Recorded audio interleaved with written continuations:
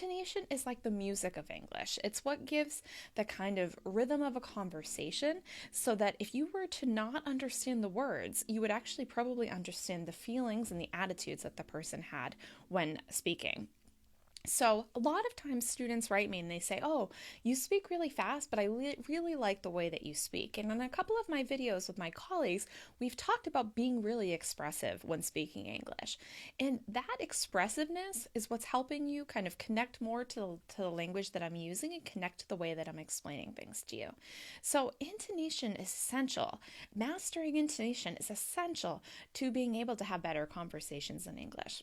And the other reason is that not only does intonation kind of give you that music of English, besides, word stress and sentence stress, which is also very important, but intonation can also express your attitude. And it does that through the tone, right? Like I said, you can turn off you can kind of stop listening to the exact words and you start listening to the lilts and the ups and downs and the voices, and you can understand what is going on. It's kind of like if you think about a kid who's hearing his parents have an argument or having a conversation with the door closed. He might not be able to pick up the words, but he can certainly pick up the tone. He can pick up the kind of feelings that are being expressed.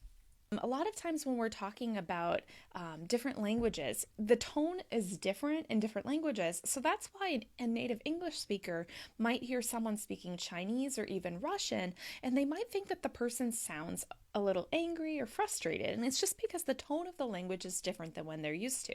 It's the same reason why, some people hear the French accent or the Italian accent. They hear people speaking French or Italian and they sound like they're very romantic, or they sound like they're very convincing in the way that they speak.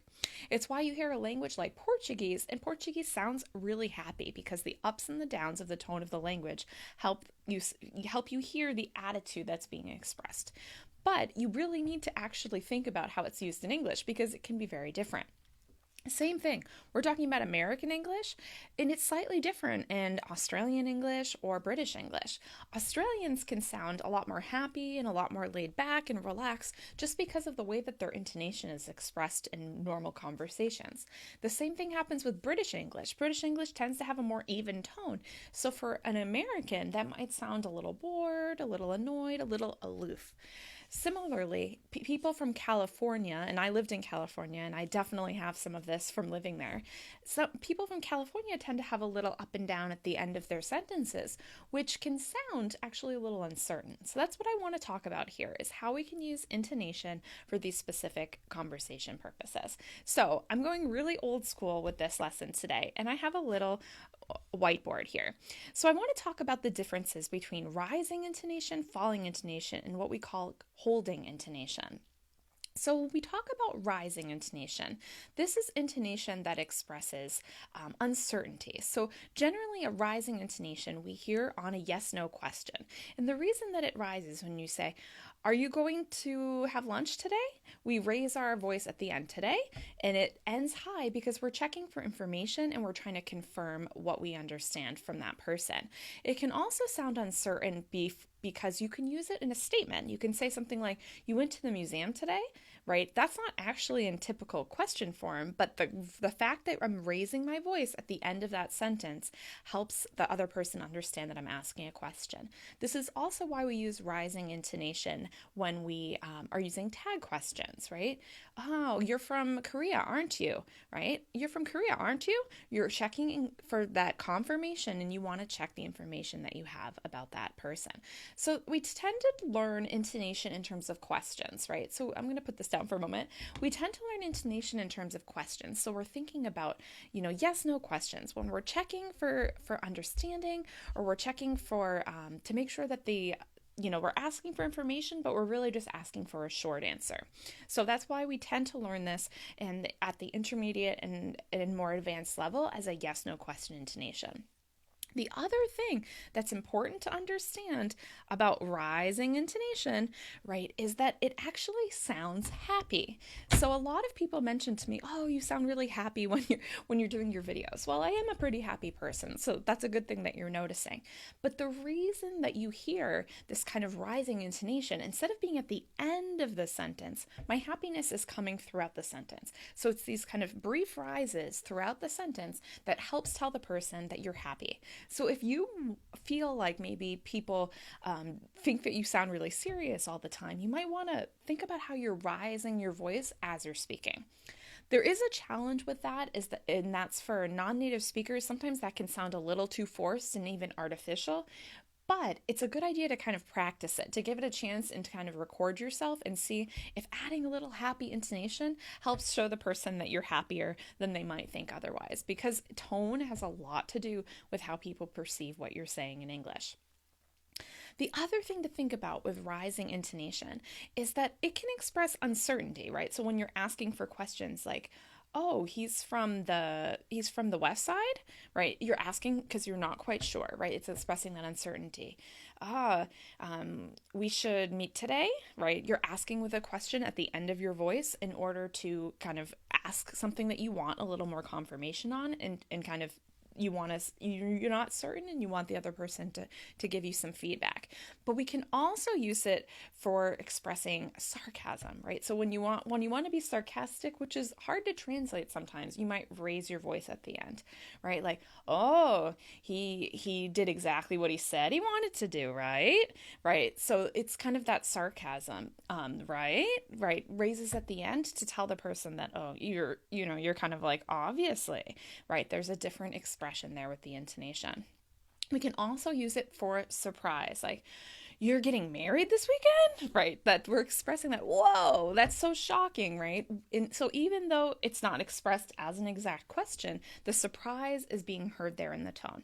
And you're probably noticing as I'm talking about these examples that they actually vary, right? So it's not just the intonation that matters, the tone can also be heard in the voice. So your attitude, your kind of happy, sadness, shock, uncertainty, surprise, all of that can be heard in your voice as well. So you want to make sure that when you're expressing surprise, it's not so much about having the correct question, right? It's about kind of expressing it with how the wow, because otherwise the person's not going to know that you're surprised. So you can hear that wow, right? It goes up, wow. And that expresses surprise when you're speaking as well. As I already mentioned, happiness is really something you can express with your intonation. "Oh, I'm having a great day," right? That there's kind of that rise throughout your voice that gives the person the impression that you're happy. And so that's why when you hear somebody with that kind of intonation, you immediately feel happy. Also, interest. "Oh, where are you from?" Right? You kind of express that interest with like, "Oh, what did you say?" Right? There's kind of like that interest can go with the question, even though that's not the typical question intonation, like, "Oh, tell me more," right? You're kind of expressing, "Tell me more," right? The voice is saying, "Oh, it's your turn. Tell me a little bit more about what you want to say." So same thing, a little bit of curiosity, and also disbelief. "He did what?" Right? "You're going to move where?" Right? You can kind of ask that as a question. "Really?" Right? That's a really common one. I actually had a student many years ago who said "really" all the time. "Really?" But it's correct. "Seriously?" Right? People express it with just one word, with that rising at the end, can show that kind of disbelief, shock. You can also express disapproval, although this is more commonly when we're talking about falling intonation. But "You're going where?" Right? Depending, my tone's a little more, I would say a little darker than "You're going where?" Like, "You're doing what?" Right? That I can express with that raise at the end of my question. I can express that disapproval through my voice. So the reason that it's really important for you, if you're having trouble expressing your opinions or feelings in English, it may not actually be the language. It may be that when the person's listening to you, they're not hearing the emotion that they're expecting to hear, or they're not hearing your surprise. And this is a really good thing, especially if you tend to make mistakes, like you don't realize you're going to ask a question until you're halfway through the statement. You can actually just raise your voice, use that rising intonation at the end of your sentence in order to ask it as a question. And you'll notice native English speakers do that all the time. So it's not really so much about having perfect question format all the time, because sometimes we say, "Oh, you went to the gym?" Right? Like, kind of like, "Oh, that's surprising to me." And you're raising your voice at the end, kind of asking them to give a little more information. Really important when you're thinking about intonation for conversation purposes. It also tells the person that you're done with that question so that the other person can respond to you. So if you end with that kind of tone, that's the signal to the other person that you're going to wait for their response. Whereas the other types of intonation have slightly different meanings for the person that's listening to you. Okay, so hopefully that is clear to you right now. And so I'm going to move on to actually, we'll talk about falling intonation. So if you notice here, falling intonation means it goes down, right? Falling intonation. So falling intonation is what we generally use when we are speaking standard sentences. So there's not necessarily a lot of emotions being expressed in these sentences, but you can. But sometimes it's just your typical way of speaking. So the falling intonation, it's really important so we call this, sometimes statement intonation, but it's important to understand the falling intonation means that you kind of have that even tone and then you go up and then down right at the end of the sentence. So it's not that you start high and you go down the entire time. Falling intonation is kind of a standard tone, and then it goes up and then down right at the end of the sentence on what we would call the last content word. And if you haven't studied word stress, it's a good chance to ask me a question in the comments so I can give you a little clue about what we're talking about when I say content words. But it's basically the last important word of the sentence, and usually that's a noun, a verb, or one of the content words there.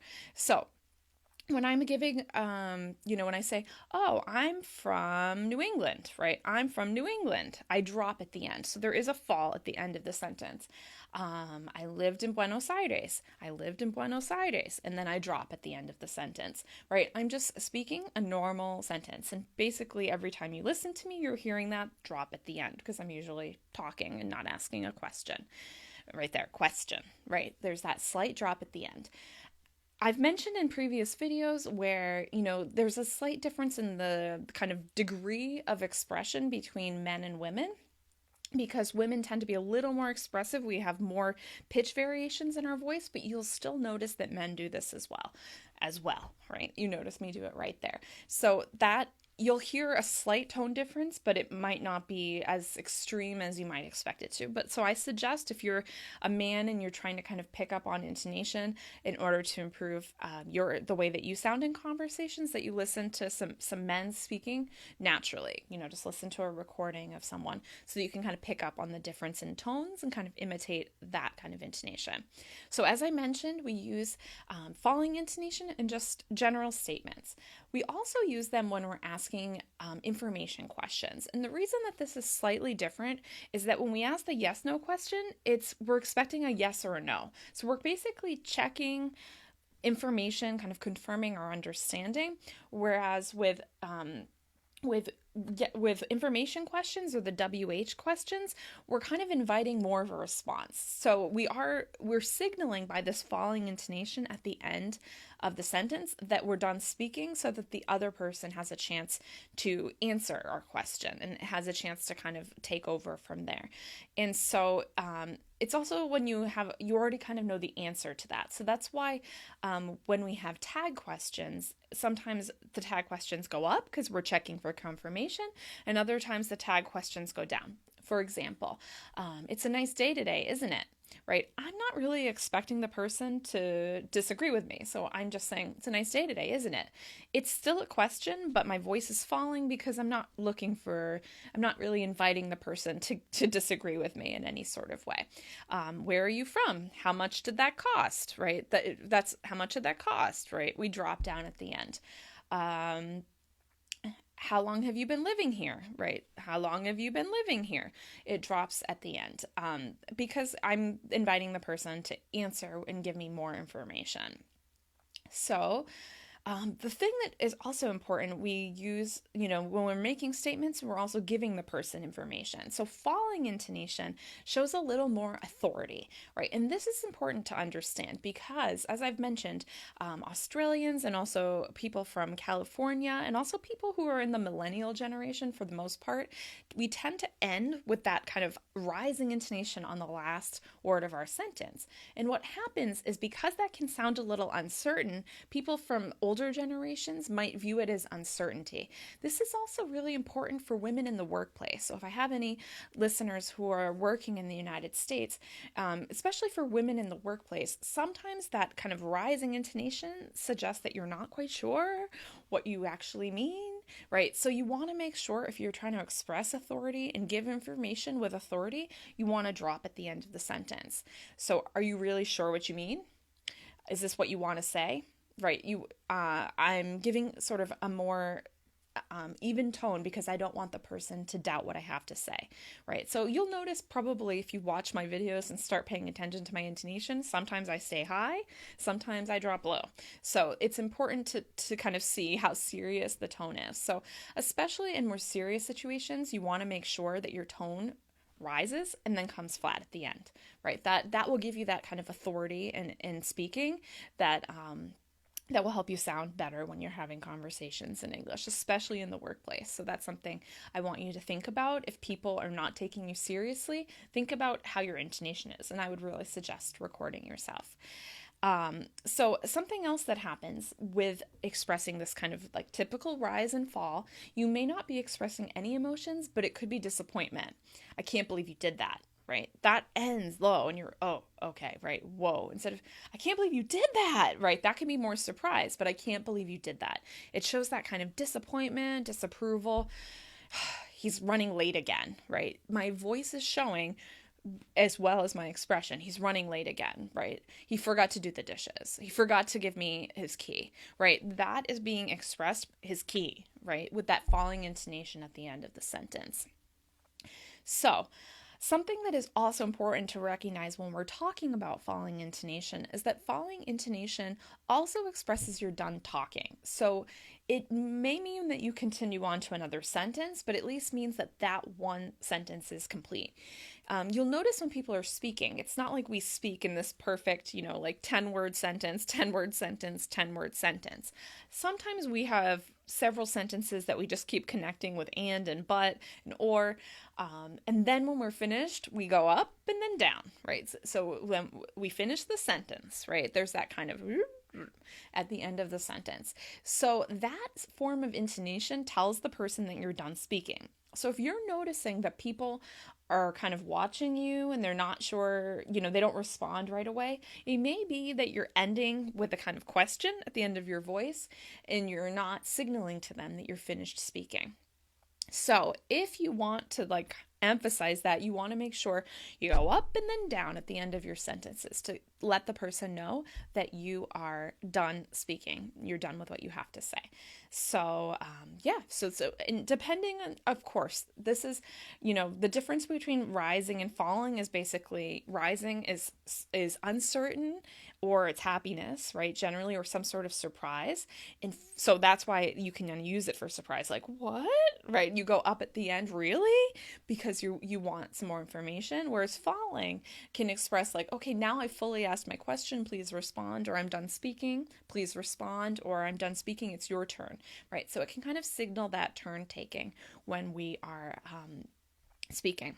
So the very important part is to just make sure you're thinking about how your intonation goes. And the good news is that you don't have to think necessarily throughout the sentence, but definitely the end of the sentence. I've worked with some of my private clients on how to ask questions in a way that shows a little less certainty, because sometimes when you're a non-native speaker, and I actually did a video workshop, a live workshop on politeness, and sometimes what happens, non-native speakers, especially from countries where your tone is more even, then there's not as much variation, you can sound more demanding than you want to. So the rising intonation can help soften that a little bit, because you include a degree of uncertainty. You don't want to sound like you don't know what you're talking about ever, but if you're inviting a response from someone, if by leaving the intonation up, the person has a chance to respond. Like, I was wondering what you had to say, right? You're kind of wondering what you have to say about that, right? There's kind of like that higher intonation throughout the sentence gives the other person a chance to respond. But if you say, I was wondering what you had to say about that, doesn't sound very friendly. It doesn't sound very inviting because it's just that kind of authoritative. Did you have any other questions? Right? That doesn't tell the person that you're actually willing to hear other questions. So that's something to think about. All right, so now what I would like to talk about is the last one here, which is holding intonation, right? So holding intonation. So holding intonation is slightly different depending on the person that's speaking. So you want to, it's just something I want you to think about a little bit more. So there's something that's really important to note about holding intonation. Holding intonation is a way that you signal to the listener that you have more information, right? That you're not done speaking and that you're going to continue to explain things. So the reason this is important is if you feel like people are interrupting you a lot, and I've had quite a few lessons on interruptions and handling interruptions, because a lot of times when we're non-native speakers of a language, people do interrupt us. We take a little longer to get our thoughts out. We take a little longer to process what everybody's saying. And so we feel like we're being interrupted a lot. And in general, as I said, interrupting can be rude or it can be polite depending on if the person's trying to help you with the conversation or not. But if you feel like you don't want to be interrupted and you feel like it's happening a lot in the workplace, at university, with your friends, what you need to do is keep your intonation kind of still, holding. So depending on the person, your intonation might just be even, right? So that you show that you're not done talking, or your intonation may raise a little, when at the end of the statement so that you can kind of hold the floor and the person knows that you're still speaking, so they know not to interrupt you. So did you hear how I used a little bit of a rising intonation, but also a hold in order to keep that conversation going? Right? I'm not done speaking, so please don't interrupt me, and I have a few more things to say, and now I'm finished, right? And so when you're done speaking, then you're going to drop completely at the end. So holding intonation doesn't mean flat intonation. It just means you're not going to rise like a question, like, really? You're not going to rise that high. I'm still talking, and I have one more thought, and I'm not quite done. So that holding intonation is kind of putting the other person's comment on pause. So this is something I really want to encourage you to try incorporating. If you are a non-native speaker, and especially if you feel like people are interrupting you a lot in conversation and you're not sure how to keep the conversation going from your end, and you want to try something new. You want to show the person that you're not done speaking, because that drop at the end or the question tells the person it's their turn and it's time to respond. But the holding intonation, that kind of slight raise and fall, or just that, kind of even tone, tells the person that you're not done, right? So that they still have to listen to what you have to say. This doesn't mean you're always going to avoid being interrupted, but this is especially effective in the workplace, because people who are giving a presentation or leading a meeting, if you keep this intonation going, everyone listening knows that you're in charge. You'll also notice this holding intonation happens a lot with executives, right? They do this in order to maintain, like, I'm speaking. So people who are kind of high-level professionals are used to people listening to them, and they can use this intonation in order to control the conversation. So that's what we actually call holding the floor. And the reason is that in business English, we hold the floor by holding the floor. When somebody has the floor, it's their turn to speak. So you hold the floor, you're maintaining that it's your turn to speak. So you hold the floor by keeping your intonation at that level. In general, holding intonation doesn't have any sort of feeling attached to it. It's not expressing an attitude except that you're still speaking. So, and it can also express indecision. So, not all the time, but you're like, oh, I don't know what I should do. Should I do that? Should I do this? You're kind of showing that you're going to give a number of options. You can also hear holding intonation sometimes when we're making a list, right? So when you're talking about what you need to buy. At the grocery store, I need to buy milk, apples, celery, carrots, and lettuce, right? And then we drop at the end. So you've probably practiced holding intonation, but just with lists. So what I want to emphasize to you is you can actually use holding intonation in order to maintain that kind of maintain that with in full statements or half statements or clauses, right? It's not just about when you're giving a list, it's about signaling, okay, I'm not done speaking. And so we often use it before contractions when you say something followed by and or, because you say, oh, I wanted to go to the movies and I wanted to go to the gym, right? And then you finish, and then the person knows that you're finished. But you can use it throughout your statement if you're giving kind of a small speech, or you're leading a presentation, or you're trying to share your opinion. By using this intonation, you're going to keep the other people listening to what you have to say. So I hope I've been able to give a couple of examples of how holding intonation can really help you kind of keep people listening to you when you're speaking English. So, as a review, today we've talked about rising intonation, falling intonation, and holding intonation. So some of these things you've studied before, but maybe you haven't thought about it a lot recently. So what I really want to encourage you to do is to think about the emotions that you're expressing through your statements, and to think about how you can use intonation a little bit better to make your opinion, your attitude, your feeling clear in different statements. I also really want you to think about how you can use holding intonation in order to maintain the attention on you. Because a lot of my students say, oh, people always interrupt me, I don't feel confident when speaking. And you can express that kind of confidence through your intonation. It's not just about having perfect English, having the perfect vocabulary, having the perfect grammar, having perfect pronunciation. It's also about how you express that authority through the way that you're speaking. So if you want to sound a little, people say you're direct all the time, maybe try to get that happy intonation, or, when you're not certain, to express the uncertainty through the rising intonation. If people are saying that you sound kind of insecure, then you want to use more falling intonation at the end of the sentences. If people are interrupting you, you want to kind of use that rising intonation, or that kind of maintain holding intonation, in order to help the other person know that you're not done speaking. So once again, it was so wonderful teaching this live lesson. I hope that it was helpful, and I'm really looking forward to sharing more information with you. As you've noticed, I've started doing a couple of quick videos during the week, just kind of motivational videos, because I really want to guide you towards having better skills in English, and that goes beyond, my typical instruction, even though I love doing that. I'm more interested in really helping you have better conversations in English and feel more confident, which is why I focus on natural uses of things like intonation. So once again, this is Kim from EnglishWithKim.com. I'm your guide to the essential conversation skills you need to sound more natural in English. And this was another Monday live lesson. I look forward to working with you soon. Thank you. Goodbye.